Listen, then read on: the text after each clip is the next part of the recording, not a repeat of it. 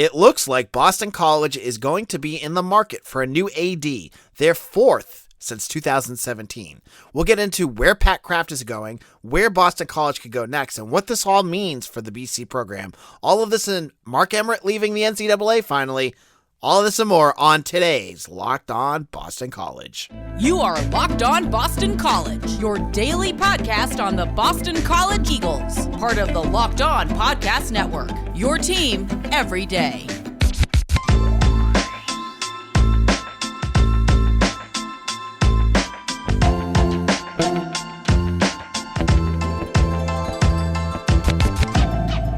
Happy Wednesday, everyone. This is Locked On Boston College. I am your host, AJ Black.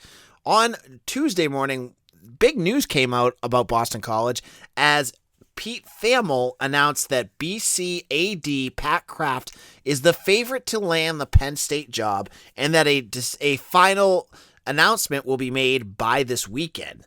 Now, Pat Kraft has only been at Boston College for a cup of coffee right now. He took the job in 2020 when Martin Jarmond went to UCLA. And this is a bit of a stunner because Kraft, I feel like he just got here, first of all. But second of all, Penn State is one of the best programs in the country. As much as you don't like Penn State, you have to admit that with their football program and some of the things that they do, that they have one of the better programs in the country, and it's an ideal job. And Kraft makes a lot of sense. He's been in Pennsylvania before. He was an AD at Temple. He has a emphasis on football, which clearly at Happy Valley is a cult. It's a major area of focus for their fan base. And so he's done a lot since he's been at Boston College. In just a year and a half, this is what Pat Kraft has done. And we're almost at 2 years for Pat Kraft. So yeah, he joined in 2020. And in that time, he announced the new practice facility for basketball. He also extended Jeff Hafley, and he signed a new apparel deal with New Balance for all programs other than football and Under Armour for football. Now, you might go, "Oh, that's not that big of a deal." Whatever. Let's examine those three moves because I think they're bigger than you may think. First of all, the Jeff Hafley move, that's kind of, it is what it is, right? Because, that is something that he had to have that done. As much as one of my biggest gripes with college football fans is the complaining and belly aching about extensions. Extensions are only for recruiting purposes. That's what they're there for. It's so that Jeff Hafley can do his job. I saw people complaining about it again today. Why is he getting praised when he gave Jeff Hafley an extension? You cannot have a lame duck coach go out and recruit. Plain and simple. As much as you don't think it works that way, that's what the kids see, and that's what other coaches use to negatively recruit against Boston College. Jeff Hafley needs 4 years. That's what you need on every contract in college football. You need 4 years so they can go out and say that. Now, the bigger issue is the stuff you'll never see because Boston College is a private school is what was the buyout there? Because if Jeff Hafley starts to flounder, you want to know that maybe Kraft gave them a cheap number to get out of. That would be the big move. But we don't know that because they're private and all those numbers never come out. So, a positive there. That's what you got to do, right? Now the bigger moves. Oh, and the indoor practice facility for basketball. This was the biggest move. And this, I think, was the move that solidified what Kraft can do. For how many years has fans been, going on about how much they needed an indoor practice facility for this basketball program so they could recruit and they could develop players in a more modern sense in terms of fitting in with some of these other ACC schools. It's been going on for years. The Power Gym is embarrassing, and you can't bring in good recruits when you are showing these things off to them. So Pat Kraft, in a year and a half, he secures a huge donation from a private private donor, along with some extra founding, and it's going to go up in the next year or two. That is what Pat Kraft can do. That is the importance right there. And that is why I thought he was excellent. The second thing, and I don't know the details, and again, these are the things that we'll never get to know unless he speaks or Jim Christian speaks, was he hammered and fired Jim Christian real quick, right? one of my gripes with Martin Jarmond when he was here, the former AD, was he let Jim Christian stay after some really bad seasons. You all remember that one of the last years of Jarman's career there, he had Jim Christian. It was one of the worst years BC basketball has had. And he responded with, I'm not going to fire Jim Christian. I'm going to get better nutrition for our players. That was his response. So he didn't have the push to fire him.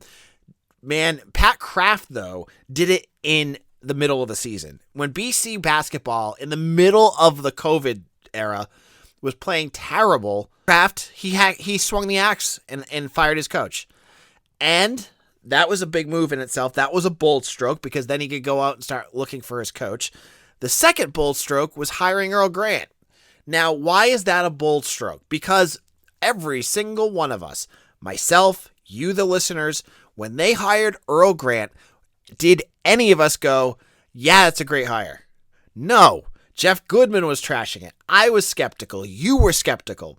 And we had every right to be because he was a 500 coach from a school that was not very good at college, Charleston.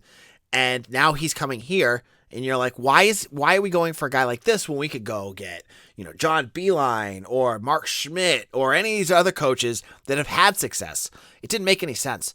But Pat Kraft had vision. He knew what Grant could bring. And that is good leadership. That is a good administrator right there. The jury's still out on Grant. You definitely saw a lot last year. But I think for the first time in 15 years, there's excitement around BC basketball. And that's all you can ask for right now at this point in year 2 of Earl Grant. And that is directly because of Pat Kraft. The final piece of what he did was the New Balance Adidas deal.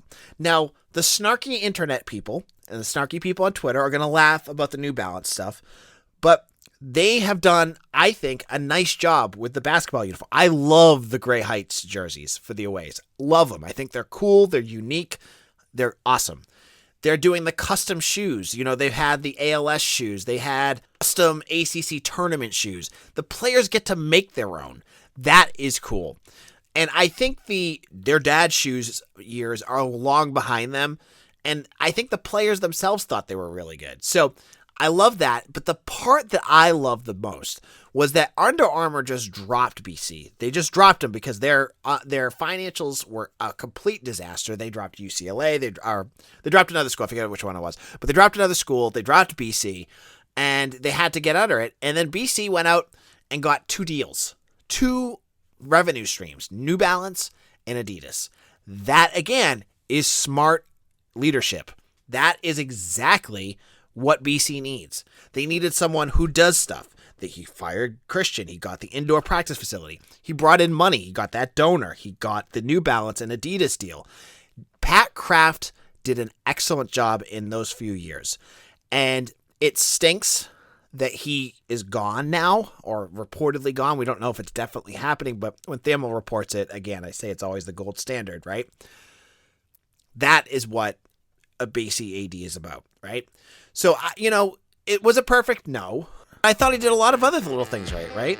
The COVID protocols, like BC was able to, for football, that 2020 season, remember, BC had 0 cases during the regular season. That was clutch. How many other teams had to have postponements or lost players or whatever? BC had none of that. And that is partially because of leadership. And that is partially because of Pat Kraft. So in a moment, I'm going to talk about what Boston College should look for in their next AD position.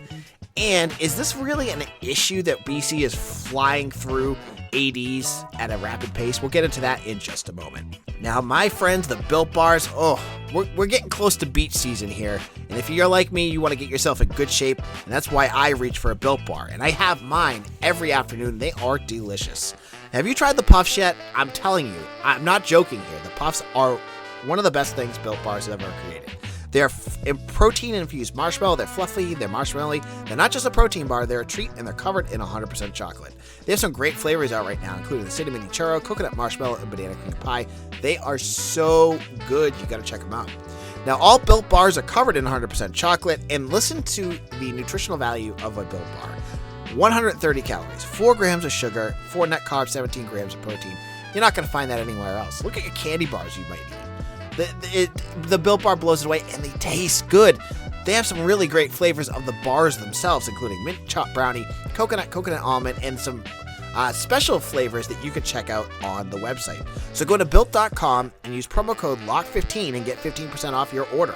Again, use promo code LOCK15 for 15% off at Built.com. Thanks for making Locked On Boston College your first listen every day. And now it's time for a big announcement. For the first time ever, Locked On is hosting live coverage of the 2022 NFL Draft from our studios in Dallas with pick-by-pick analysis from our local team, experts and draft gurus.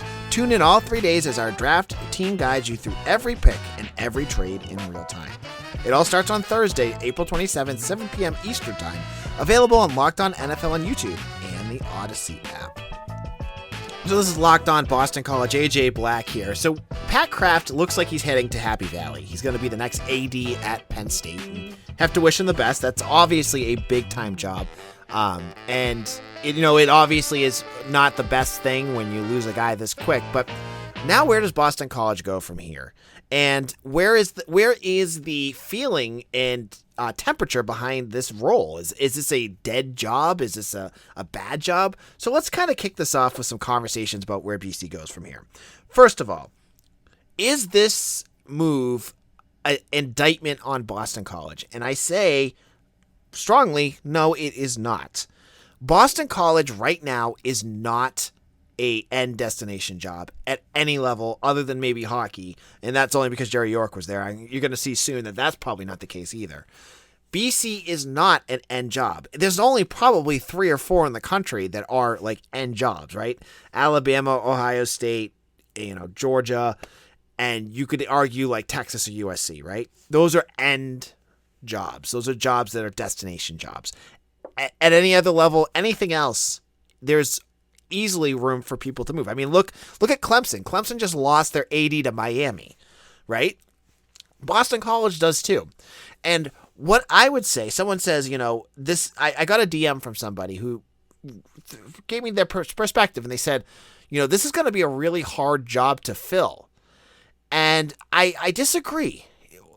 Yes, Boston College has had 4 ADs in 5 years, but if you look at where the school, these two guys, Martin Jarmond and Pat Kraft, have gone, you can see why BC is going to be an attractive destination. Martin Jarmond comes to Boston College as an assistant AD, becomes the AD here, works it up. He leverages that job into the AD at UCLA, one of the top programs in the country in terms of overall athletics. That is a huge step in the right direction. As I just said, Pat Kraft for Penn State, one of the best football programs in the country. Again, a step up. So, yes, it's been a little bit hectic in terms of these ADs going back and forth. But if you're a young, up-and-coming AD, if you're an associate AD at a school like Ohio State, Clemson, Graham Neff was one that was always bantered about from Clemson as possibly a BC connection. If you're one of those guys, why wouldn't BC be attractive? You just saw the 2 guys that preceded you go on to big time jobs. There's going to be a line out the door of Power 5 programs, G5 Power 5 assistant ADs, G5 ADs, and a few others that maybe just want a change of venue to kind of freshen things up. There's going to be some good, attractive candidates, and I'm not going to get into them because honestly, Pat Kraft came completely out of nowhere last year. Anyone who comes up with AD lists are silly because they could come from all over the country. But what I'm saying is that this job is now attractive. You do not want what you had 3 ADs ago, which is Brad Bates, where he leaves and no one really wanted him. He's now doing consulting or something like that. That was a miss, right? That was not what you want to see. You now have 2 younger ADs that have gone up. So that is a positive. Now, what kind of AD should BC go for next? I've seen people saying, the usual we get is hire, insert famous alumni. I saw Matt Hasselbeck. I saw Jared Dudley, a whole, someone said to me, Brian Flores. Like, no, you're not going to hire a BC guy that doesn't have administrative experience, because what was the key to Kraft being successful? It was what he was able to do behind the scenes, right? It was able to get that indoor practice facility for basketball, to secure those deals with Under Armour and New Balance, to really engage the alumni fan base, right? He was able to do, like, the donors, excuse me. I know he didn't do what Jarman did with Twitter and stuff like that. That's a whole other conversation. I'm not going to get into that today. But what he did is he had that administrative experience. It would be an absolute disaster. I saw another name that popped up. If you brought in Jerry York, there was another one that popped up all over the place. 76-year-old Jerry York, who has been a coach as AD. He has zero, like, big time, like, structural administrative experience at 76. Like, and the poor dude just wants to retire. Just let him retire, right? So I don't see any of these coaches, like these BC guys, as viable names. Now, that being said, there's obviously people associated with BC with experience, like Jocelyn Gates, Vaughn Williams, who are now associate ADs elsewhere, or ADs. Vaughn Williams is the AD at Bentley now. Yeah, you could look at those guys. They have experience. That's what you want. But what I want is someone who can fundraise, someone who is experienced with the new normal in terms of the NILs, the transfer portal, understanding all of that and making Boston College a strong candidate for these players, because BC did a nice job. Credit to where it's due. BC is right in the midst of all this NIL stuff. As we just saw last week when we had Zay Flowers on, or 2 weeks ago, he got a brand new BMW out of this. BC has all these new initiatives for NIL to help these players find things. You look at a school like Syracuse, they don't have anything.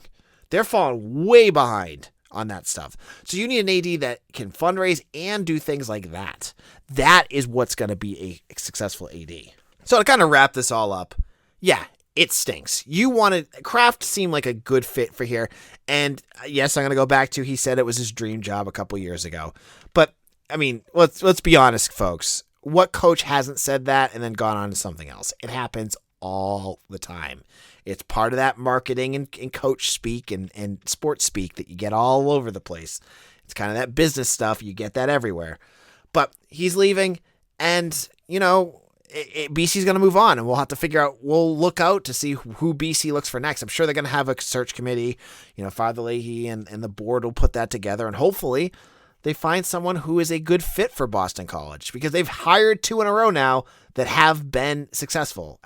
Some people were saying I was really tough on Jarman. I think I liked what Kraft did better, but I don't think Jarman was a failure. My biggest gripe with him was they didn't can Christian fast enough. But I think that BC can, if they can go back to the well with what they've been doing, it doesn't matter if these guys stay 2 or 3 years. You don't want to see that, but it happens.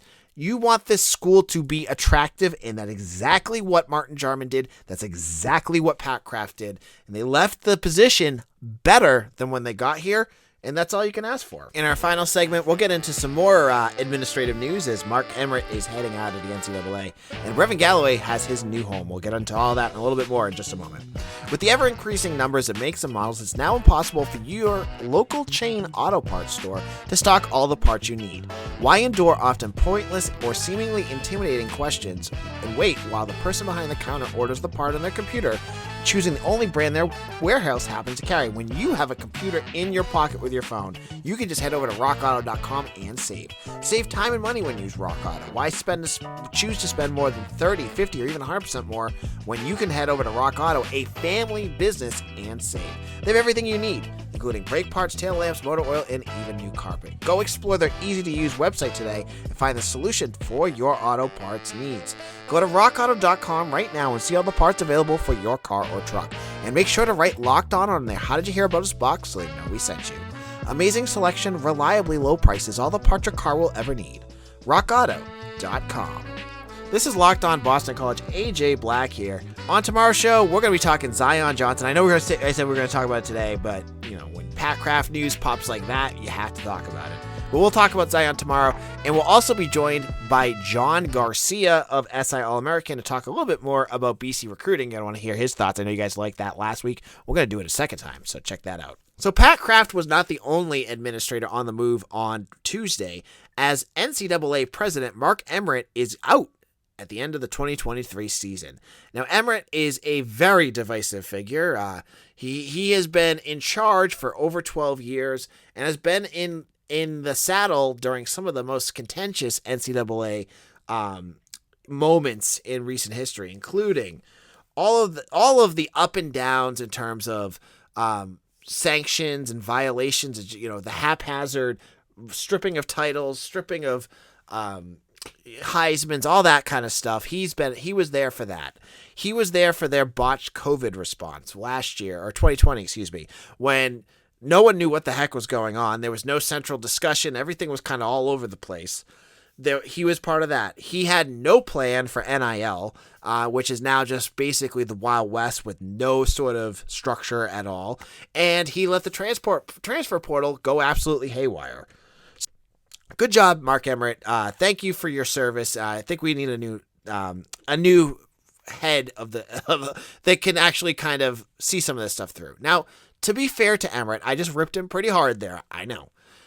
He is kind of in like a meaningless role that takes a lot of darts. Basically, people all throw their anger at him, but he really doesn't have a ton of power. Just the way that the conferences are head up, they're all that kind of autonomous power. The NCAA sort of is the head overarching body, but really, I mean, like the SEC does what they want, the Big Ten does whatever they want, and he just kind of sits there and shakes his head. But that being said, it's the NCAA in college sports needs a new vision, and thank goodness Emmert's gone, because with coaching, you get all this stuff about coaching, salaries going out of control while players are getting ripped for finding their new homes. It's just crazy. So not a very good tenure for Mark Emmert. Oh, and playoffs.